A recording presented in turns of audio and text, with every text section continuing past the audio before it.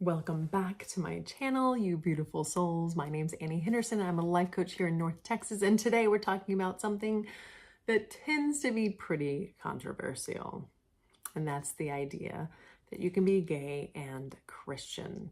Now, a lot of you found me over on TikTok, where I share that you can be gay and Christian. So we wanted to talk over here on YouTube a little more about this. So before you jump into the comments, stick with me. Let's have a conversation, right? Notice before we even get going, what's bubbling up for you. Is it fear?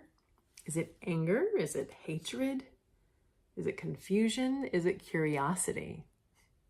So I want to encourage curiosity and just openness as you walk through this video together with me. And this might be a two-parter, so we'll do this week and next week as well, so that we can talk and we can discuss. And feel free to ask questions in the comments. If there's something hateful, then you'll probably be blocked, because this is a place to ask questions and to learn from one another and to have beautiful conversations. So let's get going. Today we're going to discuss 4 different steps to start your journey, because coming to grips with something that is the opposite of what you were raised with can be challenging, to say the least. So the first thing I want you to do is really think about self-exploration. So a lot of times we are raised in a certain way. We're domesticated and told this is the right way and the rest are wrong. This is the way to heaven. This is the way to hell. This is what boys do and this is what girls do. And all of these thoughts and judgments that aren't necessarily true. Sometimes they're just passed down from the previous generation and the generation before that and that and that. And usually there can be a hint of fear around it, which, coming back from our caveman days, fear kept so many of us alive. But at some point we have to realize when fear is doing more harm than good. There's a quote that says, "Worry is a misuse of your imagination." So take a moment to think about that. Worry is a misuse of your imagination. How does that apply to you today? So with this self-exploration, I want you to dive in and I want you to think about both your sexuality and your faith. Take time to journal, to reach out to a therapist or a life coach, to reach out to mentors or supportive people that you can have productive conversations with. Sometimes we tend to want to debate with people that think the opposite of us, and it's not a healthy conversation. It causes more of this. So finding a place where you can have this kind of conversation. My pastor and I actually started a couple of years ago a group over on Facebook for LGBTQIA and allies, where we can have these kind of conversations. There's no pointing fingers. It's asking questions, diving deeper. There's many pastors in there that you can ask questions to as well. People on all different walks and stages of their journey. So feel free to come and join us there. The next step after this self-exploration and seeing what it is and what's fueling you and where you are is education. Sometimes we have education just from one source. So what I would urge you to do is learn about different interpretations of scripture, the history of LGBTQ plus inclusion in Christianity, and affirming perspectives within various denominations. Understanding that there are diverse beliefs and interpretations can help alleviate fears and doubts. Number 3 is seek support. I kind of mentioned this already, but reach out. If you feel like you are in a bubble, maybe you're in a small conservative town where there's only one thought process on this, and it's you can't be gay and Christian. Use the internet.